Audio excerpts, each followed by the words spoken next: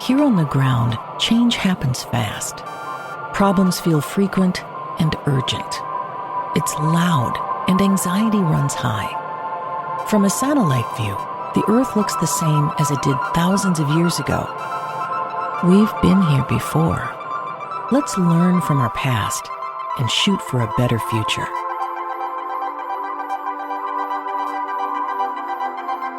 Hello and welcome to this week's episode of A Satellite View. I'm Todd Mikkelson, your host, speaking at you from Monday, February 16th, 2026 in the space and time continuum. Tomorrow is a full moon, an eclipse, and there's also a lot of solar flares going on, solar winds messing with magnetism. You know, when the moon is full, people go crazy. You know, there's even reports of more people freaking out and getting picked up by the police, going to the emergency room, all kinds of different things happen on a full moon. And it seems like that's kind of an old legend, you know, not true. And it sparks, you know, werewolf story and things like that. But it is scientifically actually true. I mean, the moon affects our tides coming in and out. So, of course, it affects us. And a lot of people are feeling overwhelmed right now. And for a reason other than the sun and the moon and magnetism. I'm calling this episode The Great Unravelling. There are people who feel like their whole world is crashing down. Do you feel like your world is crashing down? Or do you feel like the world is crashing down? Or do you feel like the world, for some people, is crashing down and maybe not you? Do you maybe even feel like this world crashing down that some people are devastated by, you know, is almost making you feel better about the world? Like maybe something bad is ending so that something good can come in and replace it. That's what we're talking about a little bit here. Now, I'm not sure even where to begin this, but let's talk a little bit about hero worship. All right? I want to play you a clip of Marjorie Taylor Greene on a podcast called Keeping It Real, hosted by Jillian Michaels. Now, we know who Marjorie Taylor Greene is. If you don't know who Jillian Michaels is, she's a far-right woman who just absolutely sticks up for Donald Trump. I haven't seen her much, but when I have, I'm like, wow, she's really bought into this BS. And here's how she's being affected. Now, if you're watching this, you can see her. She's putting her hands over her eyes and putting her hands up to her forehead, and she's closing her eyes and nodding her head in negative ways. And it's like she's being overwhelmed by this news. If you're only listening to this, you can hear her becoming a little overwhelmed. I'm going to play you two separate clips here, and I want you mostly to focus on, because we've already been into the Marjorie Taylor Greene in an era where she speaks sense, and I agree with every word she says. But I want you to concentrate on Jillian Michaels here. Right. And so we're having this argument, and he tells me on this phone call, he's like, Marjorie, my friends will get hurt. That's it. That's it. I mean, that is it. Obviously, that's it. Because they're all in here. Imagine the phone calls. It's everyone. It's every single person is on this freaking list. They're all there. Every billionaire, heads of state, Larry Summers, Peter Thiel. They're all in there. Could you hear her devastation in her voice there? Her whole world is crumbling down.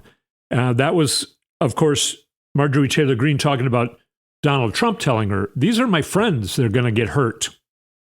All right? And this is what Jillian Michaels and these other people are having to face. It's their world. Listen to this bit here. I read this morning that Dr. Oz invited Epstein to some Valentine's Day party he and his wife were having in 2016. This is Dr. Oz, is currently serving in the Trump administration over Medicare. Exactly. But that was after Epstein had been convicted of pedophilia. Could you hear her there Oh, I love Dr. Oz. I love him. I love him.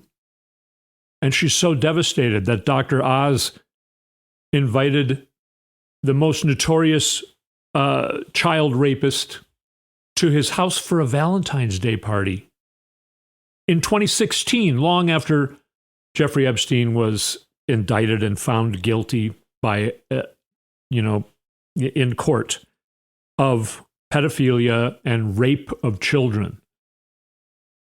So that's what these people are being faced with.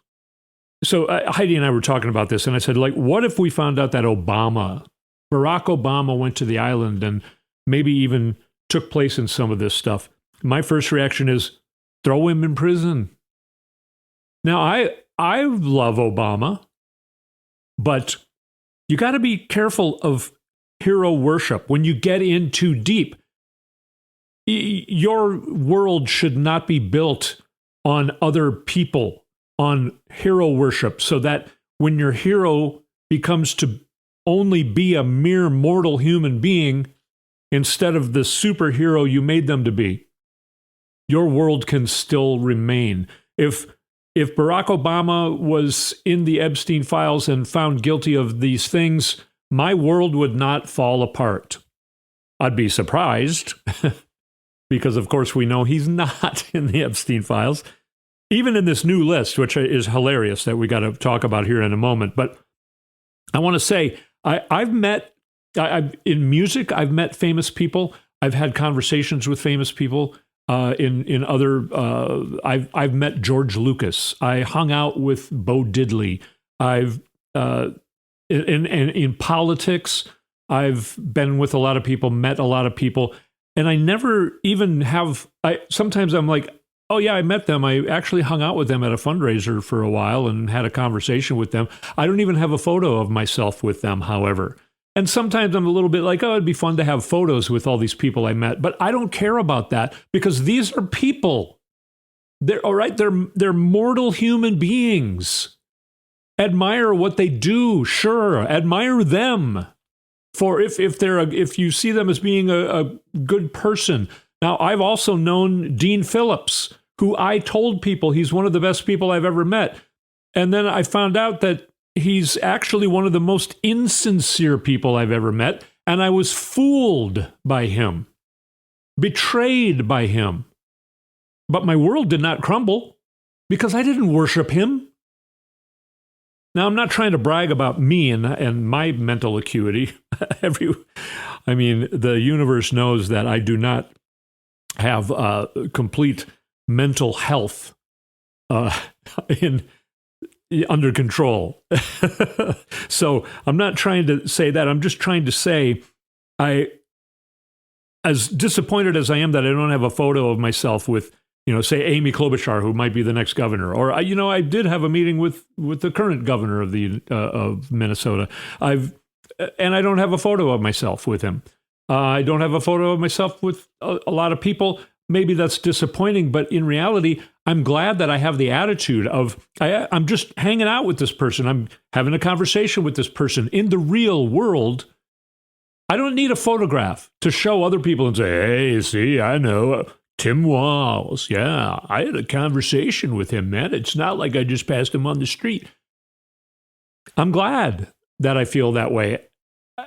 And again, not trying to tell people that I'm right and they're wrong, but be careful of protecting your world and protecting yourself so that you don't have the moment that Jillian Michaels is having right now where her whole world is crumbling because fucking Dr. Oz is found out to be cavorting with pedophiles and child rapists.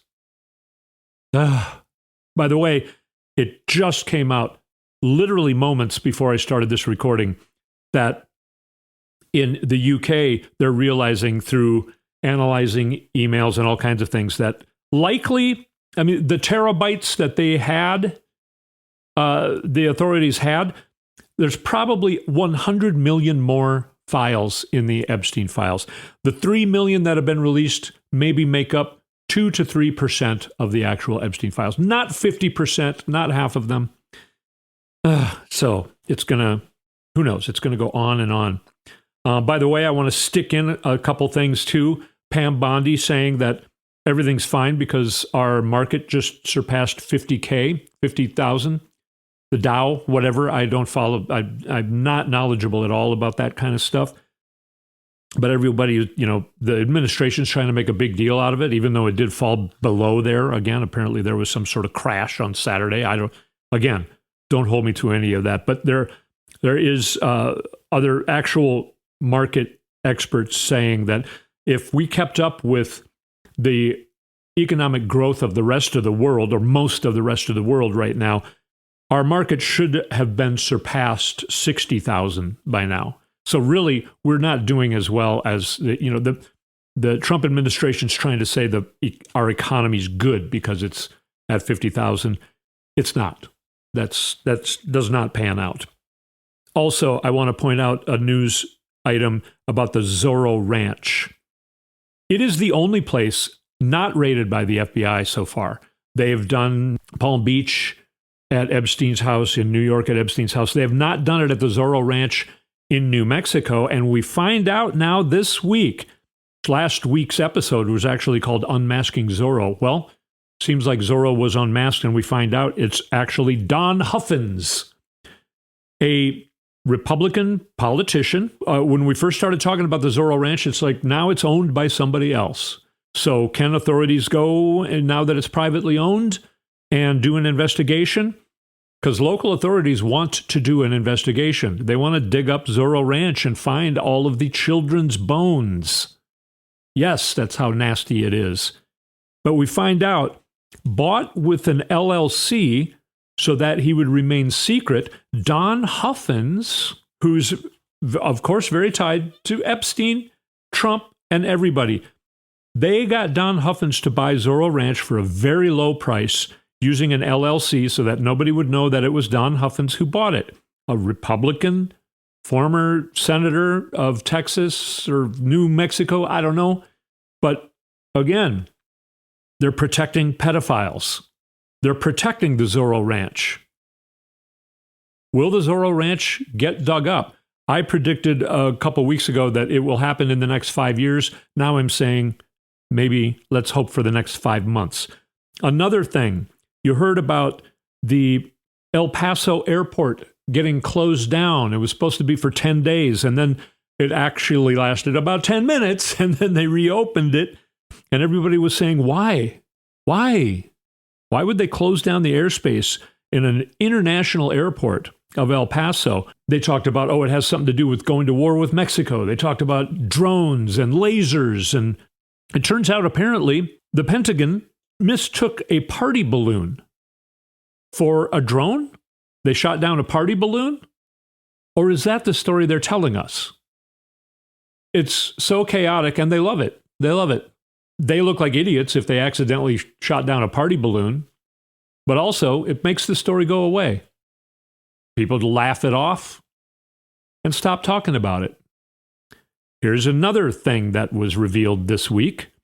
Todd Lyons, who is the actual head of ICE, he revealed that Kristi Noem completely lied about that story in Minnesota having to do with shovels. So this is right before Alex Preddy got murdered by ICE or Border Control, I think it was actually. Kristi Noem said there was an ICE agent who was trying to arrest somebody, and then other guys came out of the apartment with shovels and started to beat him with the shovels. Well, it turns out none of that is true. They were trying to use the two guys that they were going to arrest. They were trying to say that, they're the ones who perpetrated this attack on ICE, when in reality now they're holding 2 ICE agents. This was all a lie, and 2 ICE agents might get prosecuted for breaking procedure. And so, broken windows, damage actually done by the ICE agents, we don't know. But Todd Lyons, the actual head of ICE, said, Kristi Noem, no, that's not true. The story she told is not true. It seems like there were no people with shovels. So it just keeps going on and on. Another thing revealed.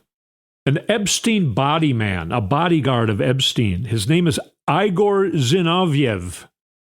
Why do they all sound like they have Russian names? Igor Zinoviev, the body man of Jeffrey Epstein. This is years ago now, maybe 10 or more years ago. Brad Edwards is a lawyer for some of the survivors. And Igor Zinoviev told Brad Edwards, you better back down. You're asking too many questions. You're on Jeffrey's radar, and that's a place you do not want to be. And Brad Edwards said, why? Whose feathers am I ruffling? Why am I on his radar? Why am I so important all of a sudden? And he goes, you're ruffling the feathers of the wrong people. You do not want to get involved in this. And he goes, who is it? Igor Zinoviev then said 3 letters across the table from him. Those letters were CIA. And Igor Zinoviev told Brad Edwards that when Epstein was in prison in, 2009? He was in prison for 10 minutes because he's a child rapist, and that's all you get if you're a multi-billionaire who helps other multi-billionaires rape children. When Epstein was in prison, he sent Igor Zinoviev to Langley, to the CIA, 8 different times. I think Epstein was in prison for a little more than a year, a little less than a year. 8 times. Epstein, through his bodyguard. How secure is that? The bodyguard goes and gets information from Langley, from the CIA, and brings it to Epstein in prison. That's how powerful this guy was. And he was the employee of Donald Trump. Thomas Massey, yesterday morning on ABC, one of the big Sunday morning shows, he called this the Epstein administration. That's where we're going. That's where people are at. Now I want to talk about a couple really funny things. After we take a short break, you're listening to A Satellite View. We'll be right back.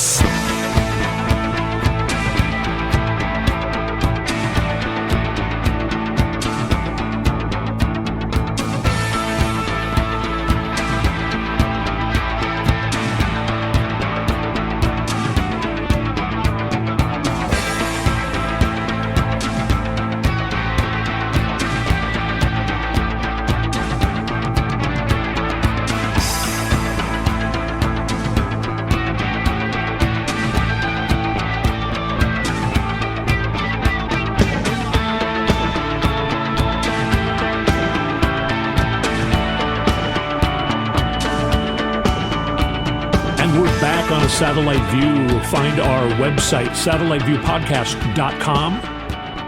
Go to YouTube and search for Satellite Podcast, and you'll find our YouTube channel. Subscribe. It's free. And you can see this show with all the clips that I play. You can actually see the people talking. And you can see my little set here. Ice out of Minnesota. It's related to a funny story I want to get to here. But also saying you can find me at Todd Mikkelson on different places like Twitter, although I don't do much there anymore, Blue Sky, all the places. I think those are all the things I'm supposed to say. Going through my notes here, there is a lot of news that I'm not sure I'm going to make it to. There is things are still happening in Ukraine that are pretty severe, still going toward things falling apart, getting way worse and very more scary for Putin and the Kremlin. I might have time to read you a few headlines about that. But Ukraine is absolutely kicking their ass. I don't know how much longer it can be sustained because we keep thinking every week that Russia's going to fall, the Russian Federation's going to fall, and Putin's going to fall. And we do think that again still, yes, this week. It's moving slower than we hoped, but...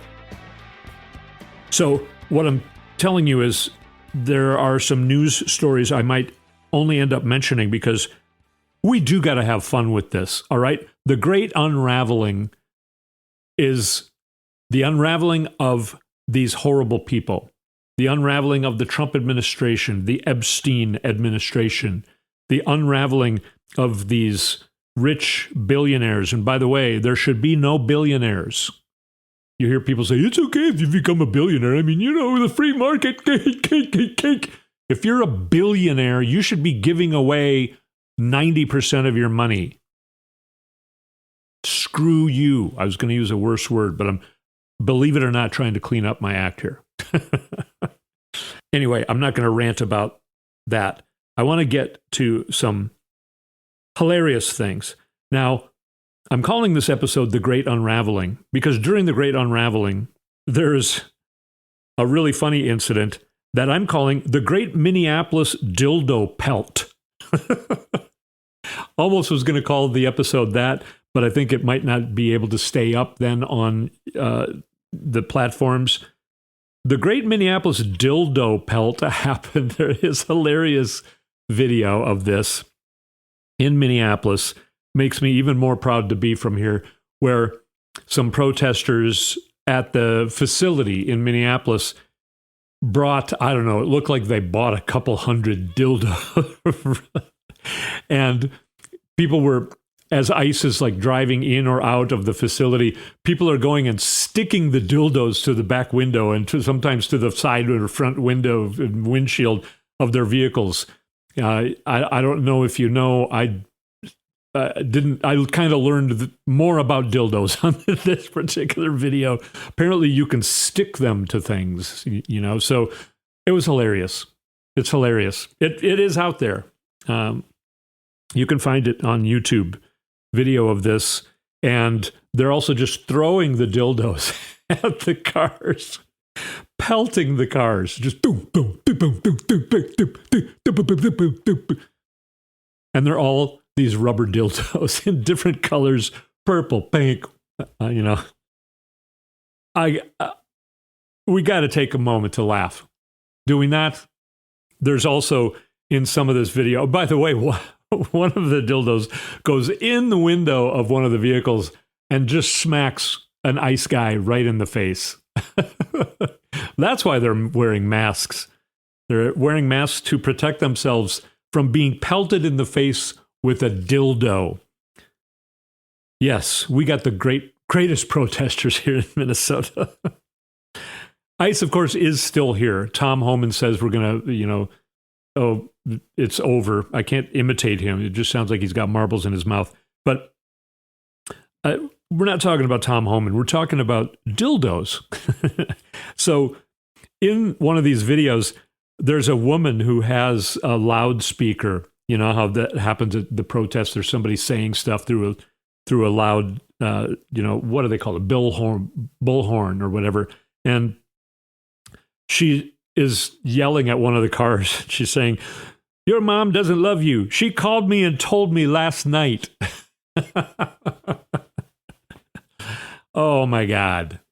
So not only are these protesters brave for sticking to it and going through all of January where we just had a brutal cold, not below 0 Fahrenheit, but below 10 below 0 Fahrenheit. There were nights where the air temperature got to be negative 20 Fahrenheit.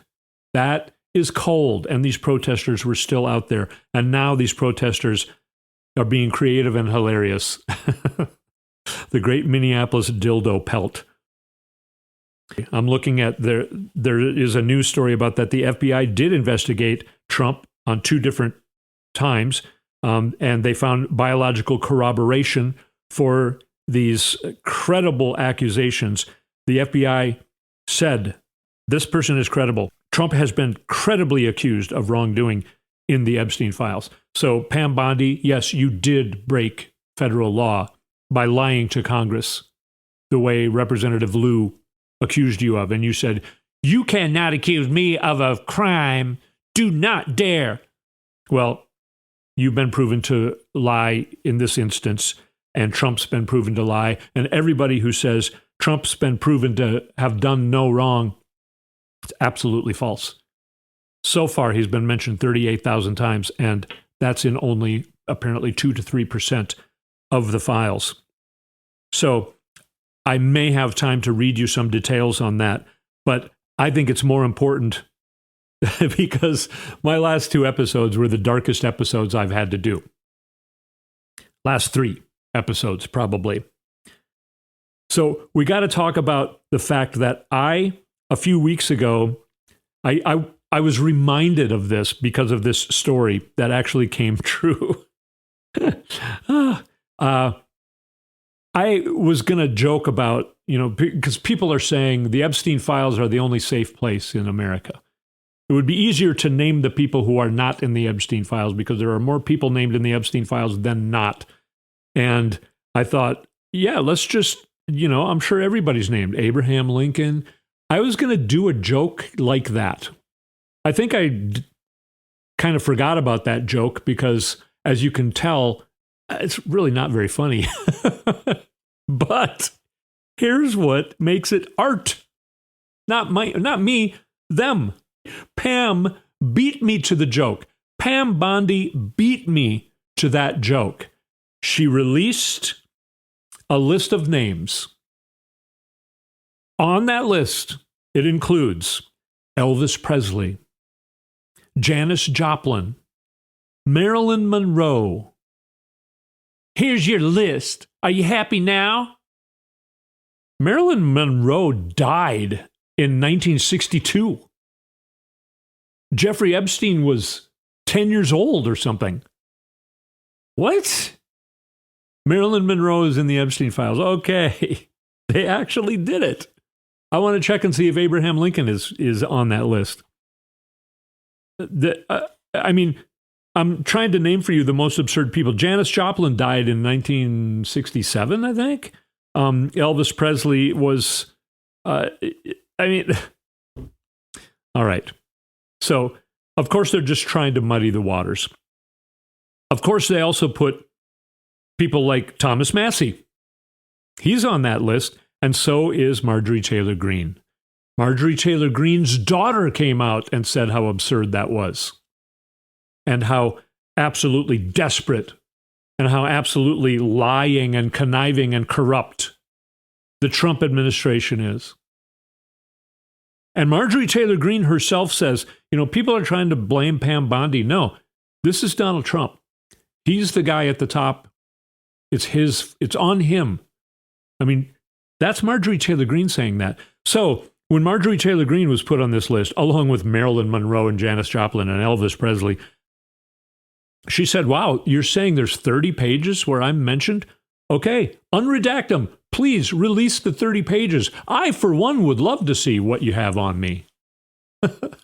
just like Jared Moskowitz said to Pam Bondi, hey, can you get your burn book out and read to me what you have on me? I can't wait. I want to see. I want to rate it. I want to see how good it is. And she wouldn't do it. And so he's like, oh, come on. Give me your best shot, Yeah, a lot of funny moments going on because the Great Unravelling is so thorough that we now, who are not being affected, we who are not in the Epstein files, like Nutlick, Howard Nutlick said, I was going through the Epstein files to find my name just like everyone else. And then immediately he said that in a hearing with Congress. A congressperson said, no, not everybody was going through the Epstein files looking for their name. You and everyone you know were. You and everyone you've ever met on planet Earth were, apparently. So you feel like everyone was. But no, I live in a world where I don't know anybody who's in the Epstein files. So no. We're witnessing the Great Unraveling. It might be scary. That's something that is being said. If all of this information came out, our entire government would collapse. Okay, wow, really? It sounds like it needs to collapse. I'm such a fan of the White House, both the television show, The West Wing, I guess, was the television show. But talk about hero worship. The White House, I was such a huge fan of the White House. I have watched as much footage as I could find of the White House. The horrible black and white footage that you can barely even see what the hell's going on of tours of the White House going back to when Harry Truman first rebuilt it because it was falling apart. We talked about that in an episode a while ago about how the whole interior of the White House had to be rebuilt because it was falling down. I've watched that footage. I watched the footage of Jackie Kennedy taking a tour on national TV of the White House. So if there was hero worship, maybe I was worshiping the White House, and now at this point, Trump already tore down the East Wing. If we need to crumble everything, if we need to tear down the White House, I'm fine. I'm fine with that. We need a brand new system. Kamala Harris herself said, no, I'm not running for president. You asking me if I'm not going to answer that because I don't want to be a part of a broken system. And this system is completely broke. So the great unraveling, if our whole government has to come crumbling down and we have to rebuild something new, something better, how will that make you feel? We need not fear in this era. They do. And now I'm not trying to drum up hate. I'm not trying to, by the way, another thing I forgot to mention. A couple more January 6ers who were pardoned and let out of prison by Donald Trump have been rearrested for sexual assault this week. Okay, sorry, I just had to stick that in. So many headlines this week. And that horrible story makes me feel better. Like, yeah, you see? Now, remember how I've been talking about that Donald Trump did not win the 2024 election. Now, what if Kamala Harris came out and instead of conceding the election, she said, we have proof that Donald Trump stole this election? Where would people have been? How would people have accepted that? Or would they? Even left-wing people would be like, oh, come on now, that's a weak argument. That's what Donald Trump was trying to say about the 2020 election. Come on, man, you need to concede. Now, after they're using stories like, oh, we shot down a party balloon, and that's why the El Paso airport had to be closed down. What? They're telling us stories like that? Do we believe a word they say? The actual head of ICE coming out to Congress and the public saying, of course, Kristi Noem lied.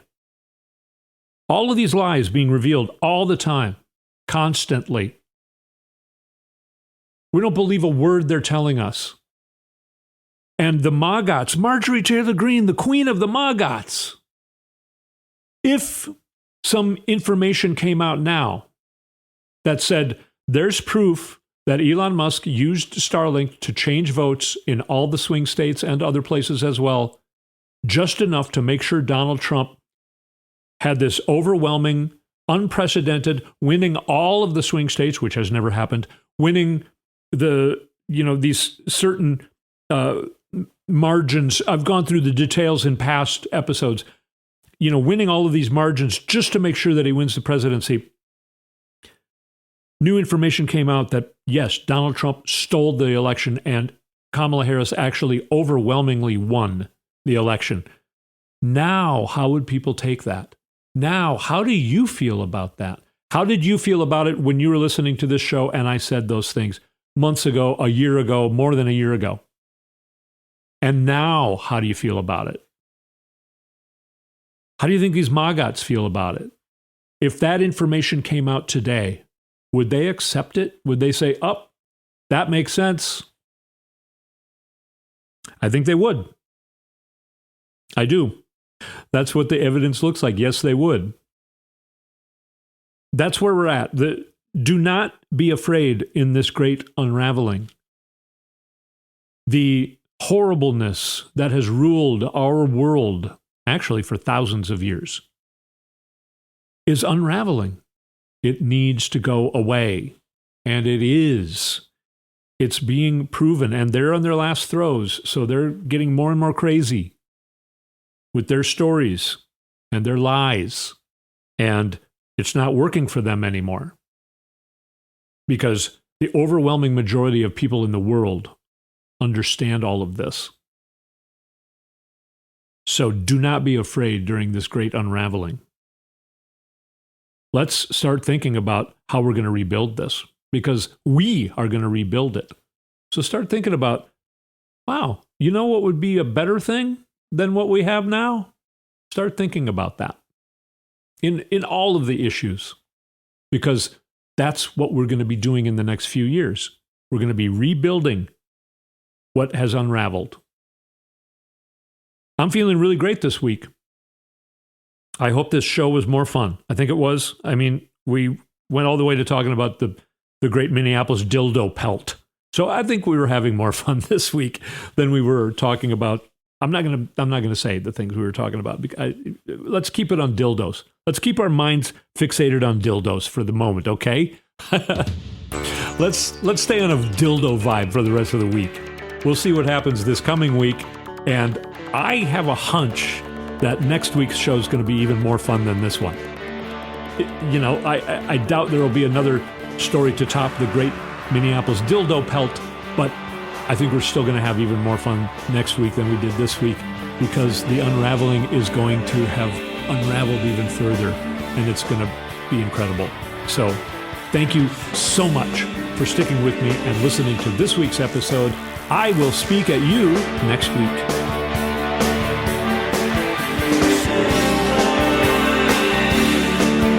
You've been listening to A Satellite View with Todd Mikkelson.